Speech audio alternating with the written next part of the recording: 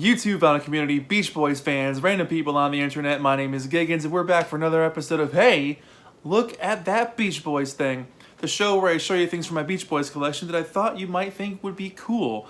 And today is all CDs, and I'm really excited about it because recently I came across two of these CDs in a store that I never thought I would ever find. And let's just jump in. So, the 1991 copy of Dennis Wilson's Pacific Ocean Blue. Plain blue back cover there. And the front does say digitally remastered up top. And there's the CD itself. The old school shiny CDs. And let me show you the booklet here. So here's the booklet. And it folds out to a big square. So you get the full shot, which is really cool. And this would have come in the long box back in the day, those big CD long boxes. If you weren't alive at the time, CDs used to come in these big long cardboard boxes because they'd go into the racks where the records used to be.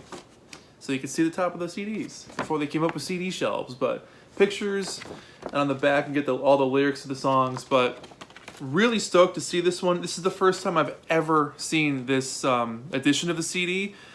The one that came out in 2008 is the more common one. You see that one pretty often, but this one was just mind-blowing to see that. So that was quite a find.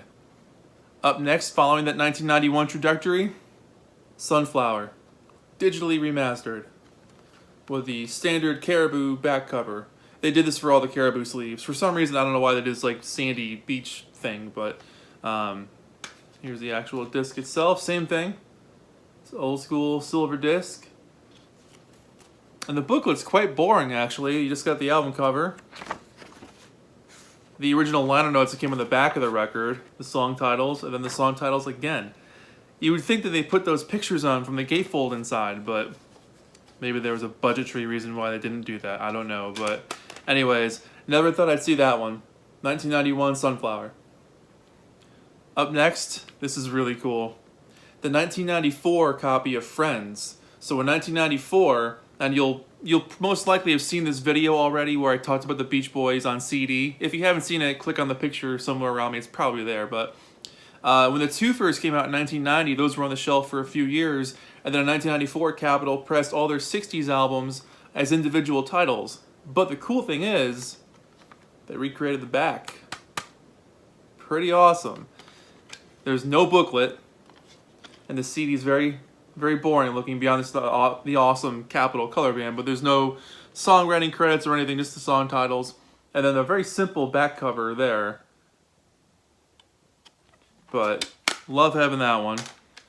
Speaking of the twofers, I'm sure you saw this in the CD video already too, but the Beach Boys special 14-track CD sampler. This came out in 1990 to help promote the twofer CDs when they came out. And this thing's really cool. It's going to hang on to your ego, all dressed up, which they just call all dressed up, not all dressed up for school, which is pretty awesome. And the German version of In My Room. And on the back it mentions you can buy Concert with Live in London, Smiley Smile, Wild Honey, etc., etc. There's the disc itself. But yeah, this is one of my favorite things in my collection currently. I'll show you the inside actually because the jacket does have some notes. It's got some small notes by David Leaf there, our friend David Leaf. Great picture of the guys in the car. And there's pictures of the long boxes. Pretty cool, you can see what they look like. I have never seen those twofer long boxes ever in person. That would be pretty cool to find someday. And my last find here, something I'm really stoked on. Stucco Tracks, also a 1994 Capitol reissue, but man, it's just so cool to have its own CD. I mean, yeah, I got it as the twofer pack with Party, but to have it on its own with the original back cover, and guess what?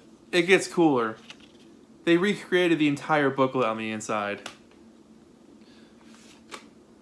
It's a real dense book, but you got the chord charts.